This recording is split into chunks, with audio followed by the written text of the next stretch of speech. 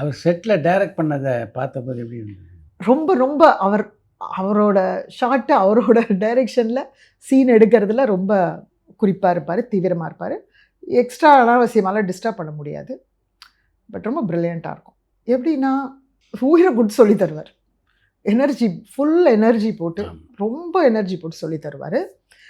அது வந்து நமக்கு நிறைய கற்றுக்கலாம் அப்படின்னு தோணும். ஸோ ரொம்ப எஃபர்ட் போடுவார். ஆர்டிஸ்டுடைய அவங்களுக்குள்ள என்னென்ன டேலண்ட்ஸ் இருக்குது அதெல்லாமே எக்ஸ்ப்ளோர் பண்ணுவார். ஸோ அந்த மாதிரி ஒரு ஆர்டிஸ்ட் ஒரு முழுமையாக அவங்களுடைய எல்லா விஷயங்களையுமே வெளியே கொண்டு வருவார்.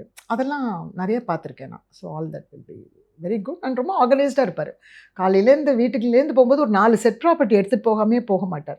Set property, some suitcases, ஒரு ஷூட்டிங் போகும்போது. ஆமாம் சார், அதெல்லாம் ப்ராப்பர்ட்டி அன்னைக்கு. வீட்டிலேருந்து அவர்கிட்ட இருக்கிற திங்ஸ் எல்லாம் எடுத்துகிட்டு போவார், நிறையா திங்ஸ். அந்த மாதிரி நிறைய விஷயங்கள் அவர் சின்னதாக நிறைய பண்ணுவார் சார். ஷார்ட்டுக்கு வேணுங்கிறது போகிறது. செட் அசிஸ்டன்ட்ஸ் இருப்பாங்க, எல்லோரும் இருந்தாலுமே he'll be so meticulous about those things and all.